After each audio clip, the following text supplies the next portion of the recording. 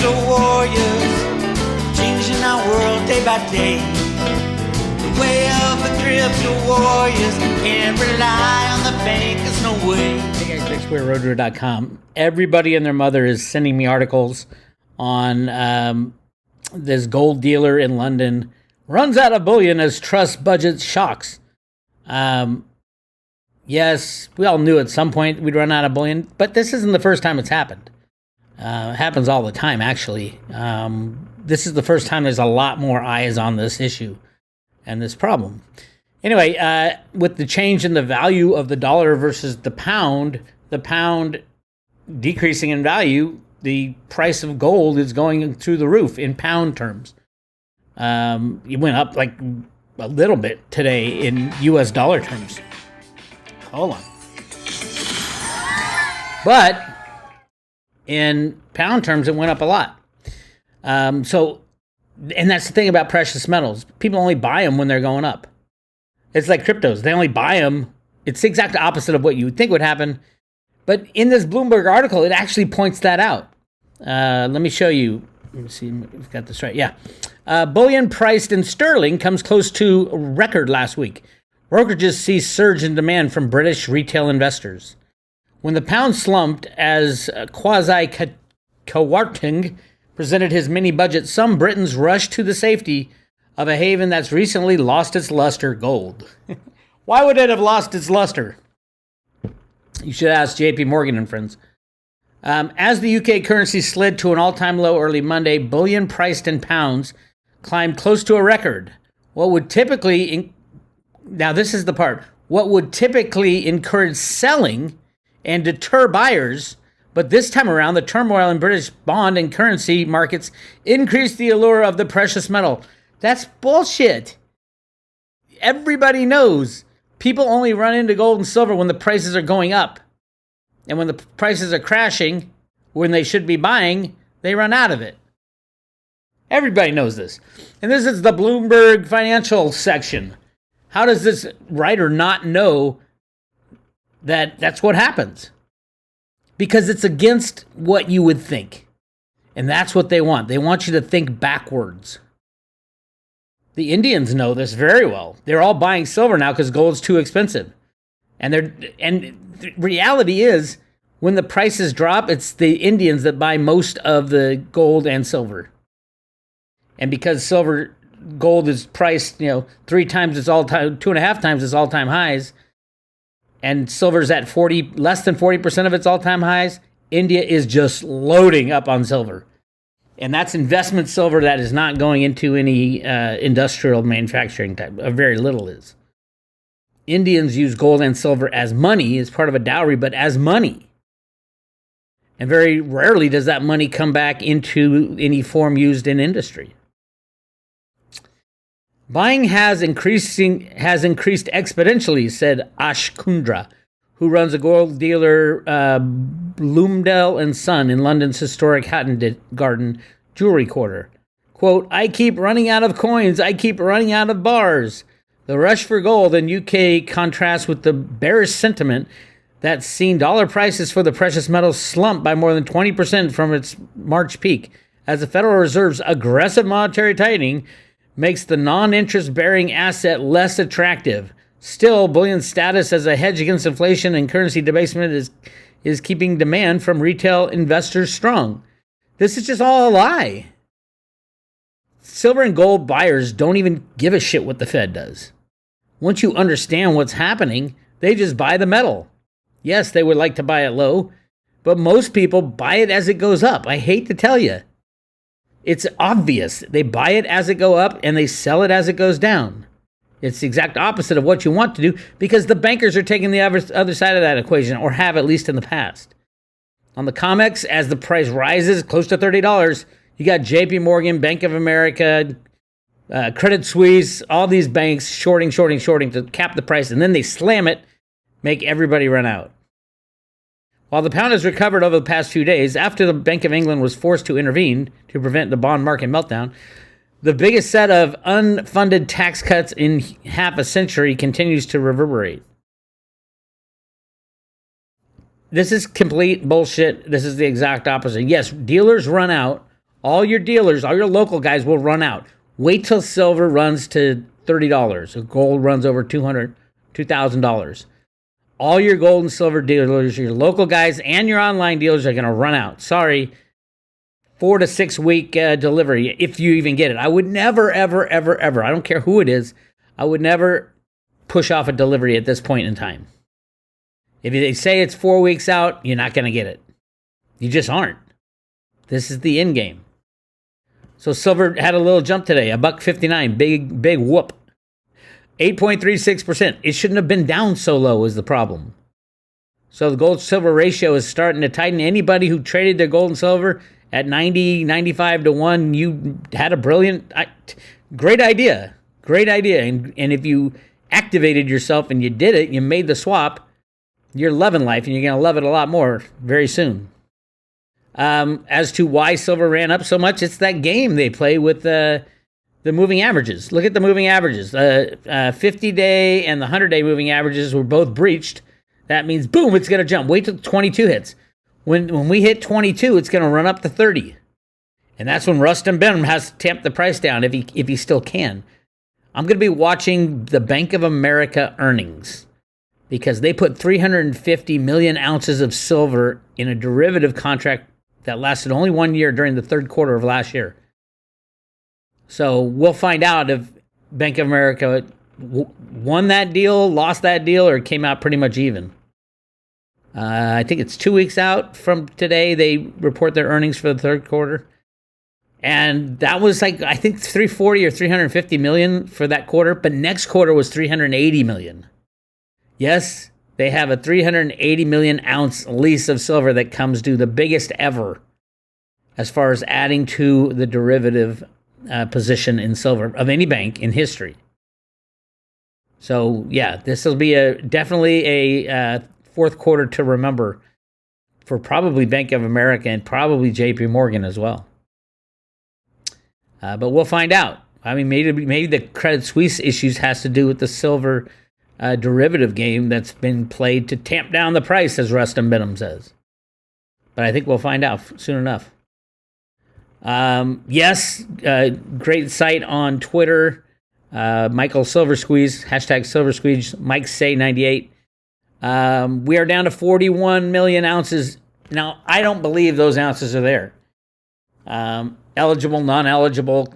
If it says COMEX at the letterhead of these documents, everything below it is probably bullshit. How many times? So right now is registered. It is the lowest since October 23rd, 2017. This is the amount of registered silver available on the COMEX. It was just at 180, so it's down 3/4. Down 3/4 in 18 months. 3/4 of the inventories are gone. But this is their record, so we don't know the truth. In reality, it baffles me why billionaires and trillionaires don't just take all this silver immediately for delivery now. You could do that on the COMEX. I think it's up to 10 million ounces, actually. But you can go in there and demand delivery right now and get your brother to do it, your sister to do it, your aunt and your uncle, and everybody. You could pull out the 41 million ounces, no problem, and take delivery that day. That is supposedly legal on the COMEX, although they would never let you do that. I've said for a long time, we'll never know the freely traded fair market value of silver until the COMEX is shut down. And that's where we're getting to. Everybody's asking me about Reggie Middleton, his patent. Here's the latest thing. It's just shocking the way this attack on Reggie by the SEC was done. As Gary Gensler said, the bankers aren't going to go down quietly. They don't like people infringing on their territory, even if they're the ones rehypothecating their whole territory. The entire stock market, the bond market, the foreign exchange markets, all fraud. 100%, not just high-frequency trading. That goes on too. But fake treasury certificates, completely made up doubles, rehypothecated assets, no idea who owns it, no idea how many there are. That's what's going on in their exchange. So they didn't want Reggie coming into any exchange with peer-to-peer capital transactions. So the Very Fund, which was set up after the SEC helped all you poor investors who invested in Veritasium, We feel so bad for you and we had to come in and help you. Guess how many people filed to get their money back on the Veritasium ICO? Less than 1%. Or 1%, right at 1%. 1% of the Veri holders filed a claim. 1%. 99% said bullshit. You aren't trying to help us. You're trying to help the people we're fighting. You're trying to help the banking cabal. Gary Gensler, we know it. Complete bullshit. At the end of this, Reggie Middleton will be vindicated. I think Cliff's data is going to come 100% correct. That Veritasium goes 1-to-1 with the price of Bitcoin. Anyway, I can keep singing this song, but one day again, it's times like these when it's risky to invest in something like Veritasium. But Bix, the price is down so much. It's so hard to get, blah, blah, blah, blah, blah.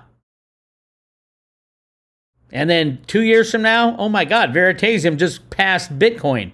Why is that? Because every transaction going forward needs Reggie's permission. If you think the future is tokenized, like Dick Allgeier said, everything will be tokenized. That means Reggie's going to get a little cut out of everything. And Veritasium, the token, should never have been frozen. By the way, they didn't liquidate any of Reggie's tokens. They liquidated everything else, including his dirty shorts. But they did not liquidate the 98 million Veritasium tokens. They are frozen. Nobody really knows why. It's a big mystery for those not in the know. As far as the economy, housing prices, I've said it for a long time. The future will not have appreciating housing prices. Housing should have been a depreciating asset, but because of fractional reserve and inflation and the creation of money supply, it just seems like your house goes up in value. It goes up in dollar terms, but purchasing power, no, it does not. Anyway, with no banks writing fractional reserve loans, there's no way anybody's going to be able to buy a house except with cash, which means the housing prices dropped about probably, I'd say 95% here and stay there. There's going to be a complete revaluation of everything. So yeah, I'm looking at a 98% drop in housing prices, which isn't good. I own a house. 98% drop. Had someone ask me where the questions were for on the Road to Ruta documents. If you go to the Federal Reserve Bank of Boston's website and you just search for Road to Ruta, it's right here, Road to Ruta. Click on full text document and you will see, voila, there it is, the Road to Ruta. A Teacher's Guide for Wishes and Rainbows, which is the comic which teaches you about scarcity.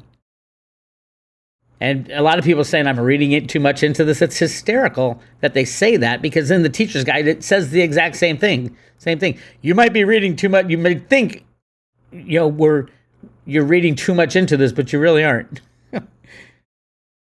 I mean, check out this money right here. This is from the Fed. Money. One critical function that scarce commodities have often served is as commodity money. The scarcity of an item is one quality that makes it suitable for use as money, since limitations on supplies serve to enhance its value. In addition, rarity precludes a sudden influx of the commodity, which would trigger a decrease in the money's value and result in inflation. Some items that have been used as money because of their scarcity include gunpowder, tobacco, animal skins, and precious metals. Money may have value simply because people believe it will be accepted when they need to use it, not because the substance used as money has some special worth. It can be a tool serving as a unit of account, a medium of exchange, a standard of value, and a way to store value. Through the use of money in whatever form, people can trade, compare values, and save. The most useful type of money should be not only relatively scarce, hello Fed, but also easily carried, able to be divided into smaller amounts of proportional wealth and durable rather than spoiling or rusting over time. Wonder what that is. I think it's both cryptos and gold and silver. Anyway, the questions are all here. Just scroll down. This is the teacher's guide, so it's going to ask questions but not give you any answers. Why is Pebbleton's traditional distribution structure abandoned in the case of the colored flowers? Here's, for one thing, is it possible that Ruta's rationing system will have to be modified or cease to work? What will happen if the wealthiest person in town decides not to wait for his turn and offers to pay huge sums of money for flowers, or of gold, or silver? Will the flower owners be allowed to sell? That's the big question. Will the gold and silver owners be allowed to sell by their government? If not, will an illegal market develop? Of course, black markets always develop when the government outlaws anything. Will Pebble people try to develop new ways of obtaining flowers, colored flowers, or gold and silver? Will they form corporations to explore the caves? Will local carpenters race to build ladders tall enough to reach those? So is everybody in the Grand Canyon going to start digging holes? Will engineers compete in developing new drilling methods to bore into more holes into the ceiling to let more sunlight in for the crop flowers to grow? And will the lure of simply being able to own as much gold as one wants be enough to stimulate all the economic demand? Or will the incentive to be able to sell the flowers garnered by these new methods be an essential ingredient? Finally, should the mayor of Pebbleton announce that the town itself will undertake some of these projects, as in the government taking over mining projects, raising taxes to finance them, and distributing all the proceeds from the venture equitably? Hello, modern monetary theory. Everything we need to know, every question is posed here on the Road to Ruta's Teacher's Guide. When the banks crash, we're going to have to decide where we go. And the Fed doesn't have those answers. They have the questions. The questions are good. They do not provide the answers because that's up to you and me. No, the IMF will no longer be operating. No, the World Economic Forum will no longer be operating. No, the Clintons and the Bushes and the Obamas will not be operating. They will all, if they're lucky, they'll stay out of jail. I don't think they will stay out of jail. That's how bad it's going to get. We're going to blame the Jamie Dimons of the world, the Joe Bidens of the world, the people who deserve the blame. And there's a lot of them. Rustin Benham, Gary Gensler, Janet Yellen, Jerome Powell. These are all people who have decided to continue the con, to kick the can down the road as far as it can possibly go, so you can pass all this pain on to your children. That's pathetic. Now is the time to pull the plug. You want to learn more about the Road to Ruta theory, go to roadtoruta.com. On the public side, you can sign up for free emails right there. But if you go down to right here, what is the Road to Ruta theory? There's 2 videos. I walk you hand in hand through the comic books, through the teacher's guide, into the crypto guides. Check out those 2 videos and you'll understand what the Road to Ruta is. All right? Good luck out there. This is Bix. I'll talk to you later.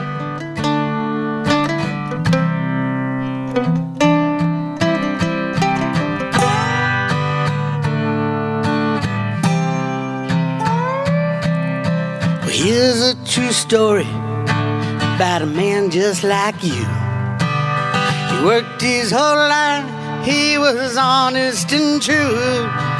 Built up a nest egg the way they said to. Invest in the market, money works for you.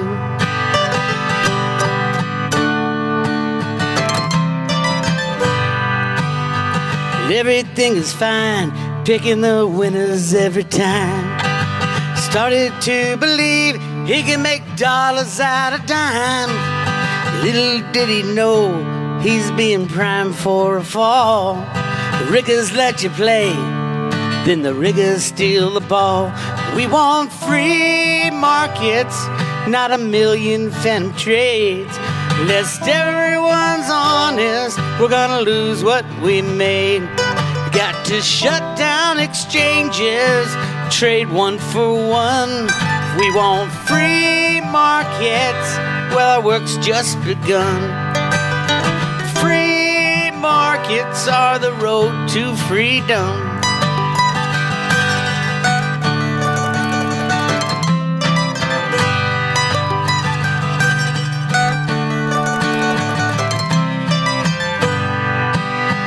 Capitalism, not as bad as they say. The world has never tried it, rigging markets every day. Socialists fail every time in every way. We need a better system to forge a better day. We want free markets, not a million phantom trades. Lest everyone's honest, we're gonna lose what we made. We gotta shut down exchanges till they trade one for one. We want free markets, our work's just begun. Free markets are the road to freedom. I said free markets are the road to freedom.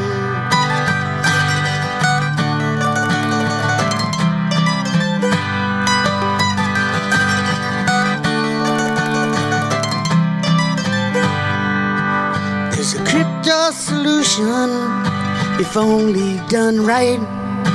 We can take out the liars, bring dark into light. And trust in the math, not the people who lie. I think we can make it if we give it a try. We want free markets, not a million phantom trades. Lest everyone's honest, we're gonna lose what we made. We gotta shut down exchanges till they trade one for one. We want free markets, our work's just begun. 'Cause free markets are the road to freedom. I said free markets are the road to freedom. Free markets are the road to freedom.